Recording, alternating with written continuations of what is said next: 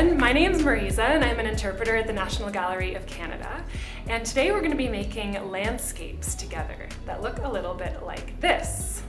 So we've got a lot of really cool materials today. We're being inspired by Emily Carr's British Columbia landscape. Emily Carr painted many forest scenes over her lifetime. She wanted to capture the beauty and spirit of her home province of British Columbia.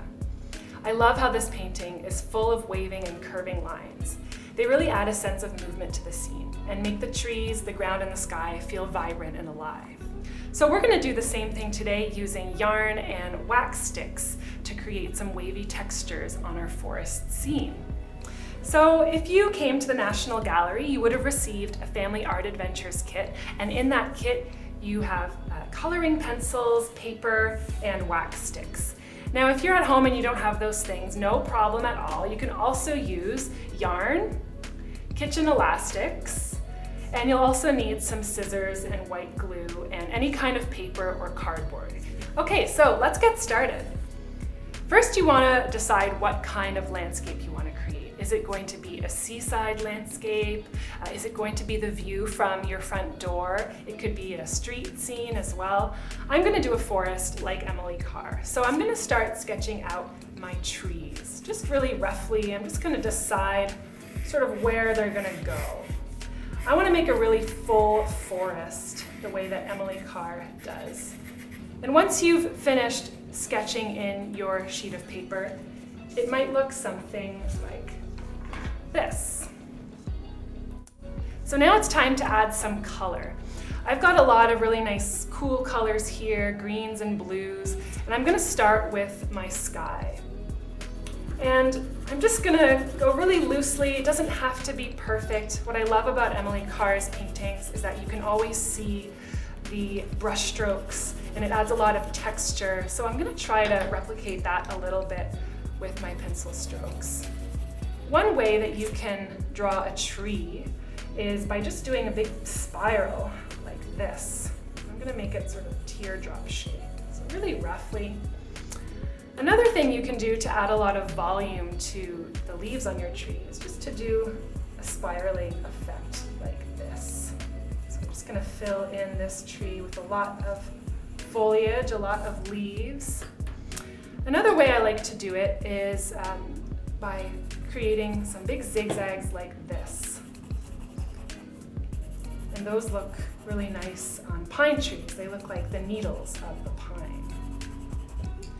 You can also just create a giant zigzag, and eventually you'll have something that looks like this. So now it's time to add some texture. So if you're using wax sticks, it's pretty easy. First thing, you want to stick down the first point of your wax stick, and then you can follow the lines you've created on your tree to emphasize those lines. And you can also curl them up in your fingers before you stick them on. So I'm going to make a spiral like this in my hands. So eventually you might have something that looks like this. And as you can see here at the top, I've added a few elements of yarn and kitchen elastic, so I'm going to show you how to do that. With the yarn, I've cut up a little piece, and I'm just going to dip it in my bowl of white glue. And I'm going to take off the excess, like this. And then I can, just spiral my yarn around and press it into my paper. And I'm going to let it dry like that. Now, if I'm putting on my kitchen elastics, I can use my bottle of white glue and just create some lines where I want my elastics to stick. And I can just pop them on like that.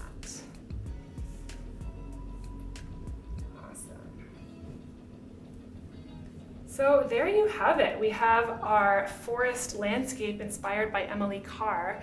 And you don't have to do a forest, like I said, you can do so many different things. Here's a really great sunset that a friend of mine made by using really bold lines to emphasize the clouds along the horizon in this sunset. So if you had fun today, please share your work with us, take a photo, and tag the National Gallery of Canada. Thanks so much for watching, and we'll see you next time.